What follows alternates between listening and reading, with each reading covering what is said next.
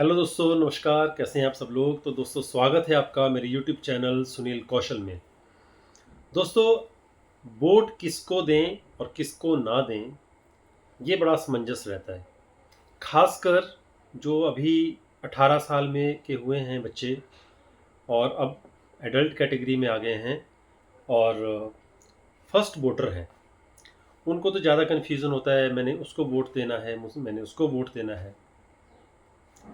दोस्तों, मेरा पिछले 20-25 साल का तजुर्बा ये रहा कि अगर कोई ऑफिस का काम होता था तो पहले तो हम ऑफिस जाते थे और वहाँ पे जो हमारे सरकारी कर्मचारी होते हैं, किसी भी कस्बे में, किसी भी गांव में, किसी भी शहर में, किसी भी बड़ी सिटी में अगर आप रहते हो, तो सरकारी कर्मचारियों के साथ साथ उस पूरी व्यवस्था को चलाने के लिए हमारे कुछ प्रतिनिधि होते हैं और वो प्रतिनिधि चुने जाते हैं वोट के द्वारा।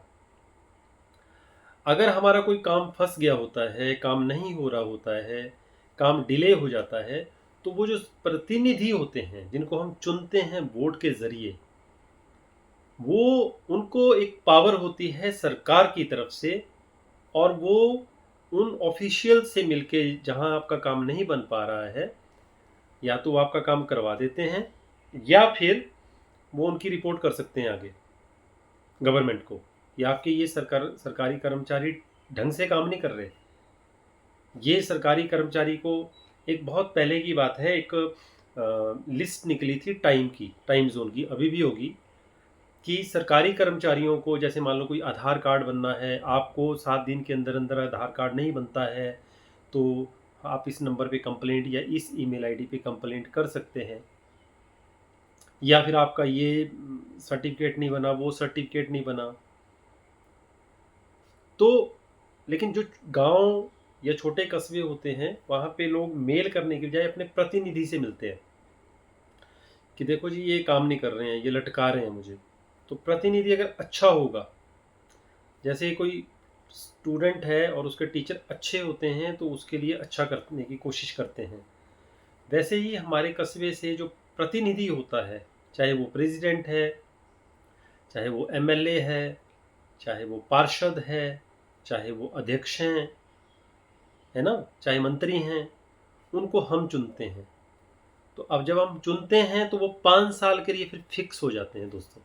मतलब फिर 5 साल बाद इलेक्शन आएंगे और 5 साल अगर वो प्रतिनिधि अच्छा नहीं है तो वो तो उनकी तो पेंशन पक्की हो जाती है ज़िंदगी भर के लिए। और साथ में बहुत सारे फंड आते हैं सरकार की तरफ से। अगर वो सही नहीं है तो वो फंड का भी प्रॉपर यूज़ नहीं करते हैं, आपके काम तो बड़ी दूर की बात है। तो 5 साल तक आपको झेलना पड़ता है फिर उस प्रतिनिधि को। इसलिए मैं आप लोगों की से ये रिक्वेस्ट करना चाहूँगा, क्योंकि ये सारी चीज़ें झेली हैं मैंने अपनी लाइफ में।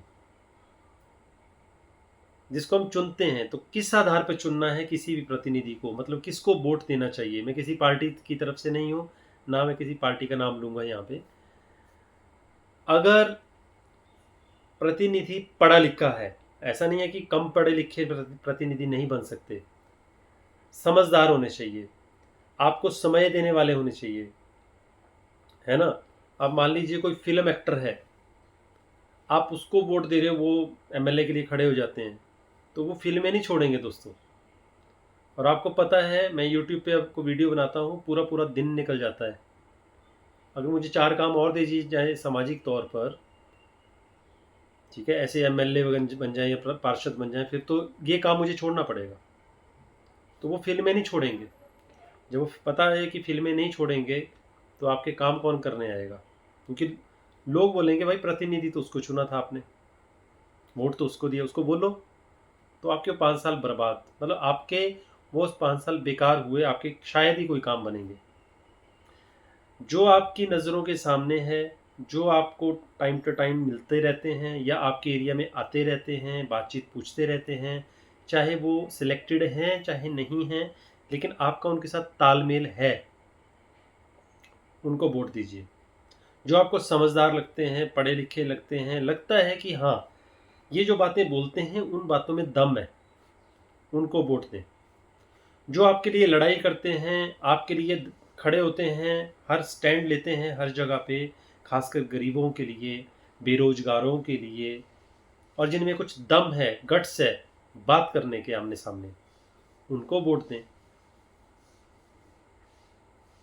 लेकिन अगर कोई ये बोले आपको कि भैया मैं तेरी नौकरी लगवा दूंगा, तू मुझे वोट देना, क्या गारंटी है आपकी नौकरी लग जाएगी? बेसिक मुद्दों पे जाना है। आज के हमारे देश में सबसे ज़्यादा जो ज़रूरत है वो ये है, पढ़े लिखे तो बहुत हो गए, जॉब्स नहीं है सरकारी। उल्टा कोई एआई आ रहा है, कोई कंप्यूटर आ गए, रोबोटिक्स आ गए, और पढ़ो और पढ़ो। माता पिता अपने बच्चों के लिए दिन रात मेहनत कर रहे हैं, उनको पढ़ा रहे हैं, लेकिन जॉब्स नहीं है। ये मुद्दे हैं। दूसरा, आपके कोई सर्टिफिकेट बनने हो तो उसके लिए आपको धक्के खाने पड़ते हैं। अब तो बहुत चीज़ें चेंज हो रही हैं, ऑनलाइन हो रहा है, वो मुद्दे हैं। उसके बाद हमारे देश में अगर सबसे ज़्यादा चीज़ की कमी है वो है हेल्थ की, हेल्थ फैसिलिटीज़ की। प्राइवेट क्लिनिक्स, प्राइवेट हॉस्पिटल्स बहुत खुलते जा रहे हैं। बोलो एक आदमी अपने दम पर हॉस्पिटल खड़ा कर सकता है, लेकिन सरकार, जिनको टैक्स जाता है पब्लिक का, उनके जो हॉस्पिटल जहाँ हैं वहीं हैं, अगर खुल रहे हैं तो बहुत गिने चुने। तो ये मुद्दे हैं कि है एजुकेशन के साथ साथ हेल्थ पर ध्यान होना चाहिए। हेल्थ लोगों की फ्री होनी चाहिए मेरे हिसाब से। कोई कार्ड बनना चाहिए कि महीने में भैया 50 रुपये कटते रहेंगे आपके। तो कई इंश्योरेंस वाले आ गए। तो ये मुद्दे हैं। सरकारी जो काम आपके अच्छे तरीके से कर दें उसी को वोट दें। दोस्तों लंबा वीडियो मैं बना रहा हूँ, इसलिए ये चीज़ें झेली हैं मैंने। एक समय था जब एक सर्टिफिकेट बनाने के लिए आगे पीछे घूमना पड़ता था।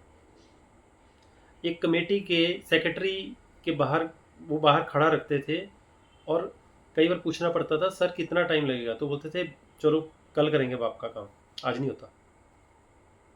उस टाइम पता नहीं था कि हमें प्रतिनिधि के पास जाना चाहिए, और जब किसी ने बताया, जब प्रतिनिधि के पास गए तो उन्होंने भी ऐसे शो किया जैसे मैं एहसान कर रहा हूँ।